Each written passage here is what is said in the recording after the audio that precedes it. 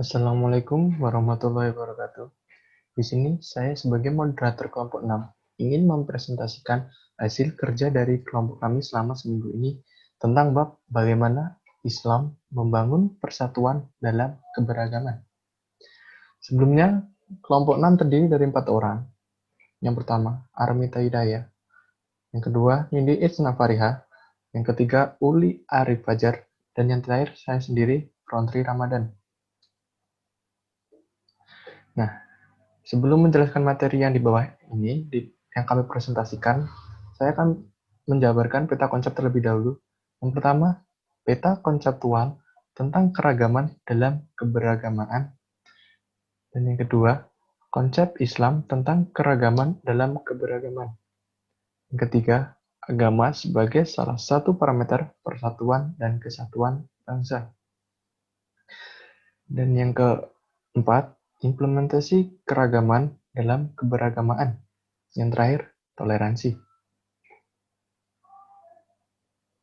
Selanjutnya, peta konseptual tentang keragaman dalam keberagamaan.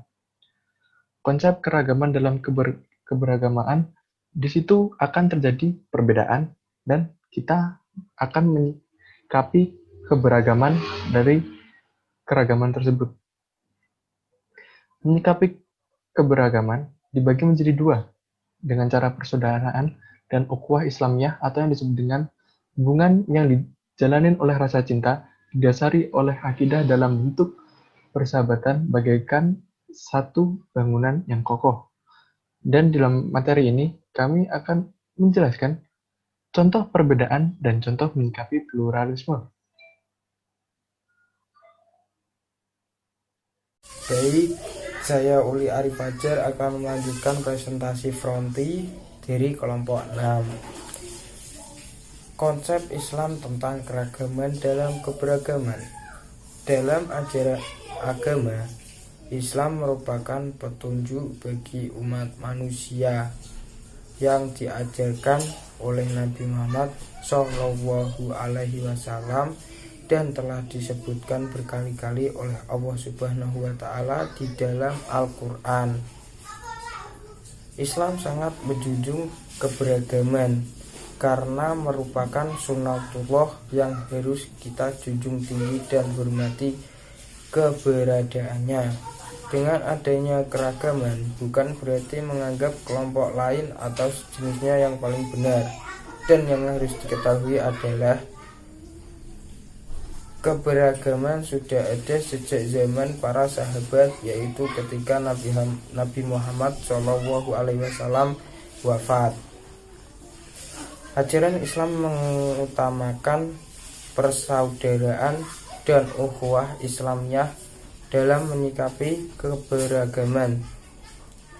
Beberapa hadis mengumpamakan bahwa sesama muslim ibarat satu tubuh. Perumpamaan kaum mukmin dalam sikap saling mencintai, mengasihi, dan menyayangi. Seumpama tubuh, jika satu anggota tubuh sakit, maka anggota tubuh lainnya merasakan hal yang semestinya. Hadis riwayat Muslim. Penyebab munculnya perbedaan aliran yaitu satu, adanya pergolakan politik dalam negeri, yang kedua, mengalirnya pemikiran non-muslim, yang ketiga, akibat proses perubahan kultural dan politik dari masyarakat tradisional ke masyarakat modern dan dari politik regional ke dunia. Islam juga memberi prinsip dasar dalam menyikapi dan memahami pluralisme ini. Satu, prinsip keberagaman yang lapang. Yang kedua, keadilan yang objektif. Yang ketiga, menjauh dari kekerasan dalam berinteraksi dengan pemeluk agama lain, termasuk ketika berdakwah. Yang keempat, menjadikan keragaman agama tersebut sebagai kompetisi positif dalam kebaikan. Dan sebaik-baiknya manusia adalah yang dapat bermanfaat bagi manusia lainnya. Terima kasih. Saya Nindi Itsna Fariha akan menerangkan subbab selanjutnya, yaitu mengenai Agama sebagai salah satu parameter persatuan dan kesatuan bangsa. Allah Subhanahu wa taala berfirman dalam Al-Qur'an surah Al-Hujurat ayat 13. Bismillahirrahmanirrahim. Ya ayyuhan nasu inna khalaqnakum min dzakarin wa untha وجعلناكم شعوبا وقبائل لتعارفوا إن أكرمكم عند الله أتقاكم إن الله عليم خبير, yang artinya, hai manusia, sesungguhnya kami menciptakan kamu dari seorang laki-laki dan seorang perempuan, dan menjadikan kamu berbangsa-bangsa dan bersuku-suku supaya kamu saling kenal mengenal. Sesungguhnya, orang yang paling mulia di antara kamu di sisi Allah ialah orang yang paling takwa di antara kamu. Sungguh, Allah Maha Mengetahui lagi Maha Mengenal. Dalam Quran Surah Al-Hujurat ayat 13 di atas, dijelaskan bahwa kita diciptakan Allah sebagai umat manusia dalam keadaan beragam, terdiri dari laki-laki, perempuan, yang tentunya kita berada dalam posisi yang berbeda-beda akan suku, bangsa, agama, budaya, hingga karakter. Namun, dalam keberagaman ini kita dimaksudkan untuk saling mengenal satu sama lain tanpa mempersoalkan keberagaman. Dengan saling mengenal, kita akan menimbulkan rasa saling menghormati, saling menghargai, saling tolong-menolong antar sesama, sehingga akan terbentuk sebuah persatuan, walaupun berlandaskan dari sebuah keberagaman. Hakikatnya, semua kitab yang ada di dunia ini mengedepankan perdamaian dan persatuan, hingga nilai-nilai kearifan lokal yang ada di Sabang sampai Merauke juga mengedepankan persatuan dan kesatuan.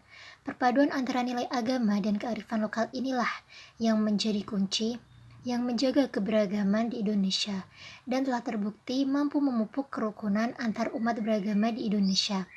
Tak heran jika nilai-nilai keagamaan ini mampu kemudian diadopsi dalam sila pertama Pancasila sebagai dasar negara Indonesia. Dengan memahami agama secara utuh, kita akan bisa melihat semua persoalan yang kita hadapi secara objektif dan tentunya dengan filter yang kuat. Karena agama pada dasarnya menuntun setiap manusia untuk menuju jalan yang benar, dan salah satu ajaran yang benar yaitu menjaga persatuan dan kesatuan. Untuk bisa mewujudkan semuanya, kita harus bersatu menjalankan segala perintah dan menjauhi segala larangan Allah Subhanahu wa taala, termasuk ujaran kebencian yang mengatasnamakan agama. Kita harus menjauhkan bibit radikalisme ini. Radikalisme yang ada di Indonesia tentunya dari generasi penerus bangsa. Jika persatuan telah terbentuk antar sesama, maka kita sebagai individu yang tentunya merupakan sebuah warga dari sebuah negara, otomatis kita akan bersatu demi bangsa kita ini, bangsa Indonesia. Assalamualaikum warahmatullahi wabarakatuh. Perkenalkan, nama saya Armita Hidayah. Saya akan menjelaskan tentang implementasi keragaman dalam keberagaman. Mencermati berbagai ulasan mengenai keragaman dalam keberagaman Islam, maka langkah konkret untuk menyikapi itu semua adalah membangun silaturahmi, mengedepankan toleransi umat Islam. Seperti yang disebutkan dalam hadis riwayat Bukhari dan Muslim yang artinya, siapa yang senang diperluas rezekinya dan diperpanjang umurnya, maka hendaklah dia bersilaturahmi. Hadis riwayat Bukhari dan Muslim. Jalinan silaturahmi dengan mengedepankan toleransi tidak hanya saat berhubungan dengan antar umat beragama saja, namun bagaimana seorang muslim mampu hidup damai, rukun, saling menghormati antar golongan, keislaman berbeda mazhab. Istilah toleransi berarti menghargai setiap pendapat seseorang atau kelompok. Allah Subhanahu wa taala berfirman dalam Quran surat Al-Hujurat ayat 11 yang artinya, hai orang yang beriman, janganlah suatu kaum mengolok-olok kaum yang lain, karena boleh jadi mereka yang diolok-olok lebih baik daripada mereka yang mengolok-olok. Dan jangan pula wanita mengolok-olok wanita lain. Karena boleh jadi wanita-wanita yang diperolokkan lebih baik daripada wanita yang mengolok-olok. Dan janganlah kamu mencela dirimu sendiri, dan janganlah kamu memanggil dengan gelar-gelar yang buruk. Seburuk-buruknya panggilan yang buruk sesudah iman, dan barang siapa tidak bertaubat, maka mereka itulah orang yang lalim. Quran Surat Al-Hujurat ayat 11. Terima kasih.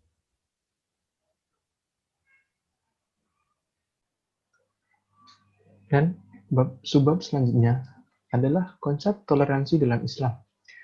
Radikalisme Islam mendorong bangsa Barat mengerak isu teroris Islam agar dunia waspada dan ikut memberantas kelompok ekstremis Islam dan menghapus citra Islam dengan mengatakan Islam adalah agama yang intoleransi. Padahal Islam adalah agama yang sangat-sangat toleransi dalam ajarannya. Jelas ini tidak pantas jika Islam dituduh agama yang ekstrim dan radikal. Apalagi dengan mengatakan Al-Quran dan Nabi Muhammad SAW sebagai inti dari semua teror. Islam mengaku keberagaman ada, termasuk dalam agama, itu pasti. Dalam Islam, seorang muslim dilarang memaksa orang lain untuk meninggalkan agamanya dan masuk Islam dengan terpaksa karena Allah telah berfirman, La ikroma fiddin, yang artinya tidak ada paksaan untuk memasuki agama Islam. Quran Surah Al-Baqarah ayat 256. Sejarah telah mengabadikan kepemimpinan Rasulullah SAW dan sikap tasamu beliau dalam memperlakukan penduduk Madinah yang plural, seperti yang tertulis dalam Piagam Madinah atau Sahifah Madinah. Di antara isi piagam disebutkan tentang adanya kesepakatan bahwa jika ada penyerangan terhadap kota Madinah atau penduduknya, maka semua ahlu Sahifah yang terlibat dalam Piagam Madinah wajib mempertahankan dan menolong kota Madinah dan penduduknya tanpa melihat perbedaan agama dan kabilah. Dan subbab yang terakhir, batasan toleransi. Seperti yang terjadi di masa sahabat, saat seorang munafik yang bernama Musailah al-Hajjaj dan pengikutnya mengaku bahwa dirinya Nabi setelah wafatnya Nabi Muhammad SAW. Melihat hal tersebut, para sahabat tidak tinggal diam dan tidak membiarkan pengikut Musailamah terus menyebarkan ajaran sesatnya.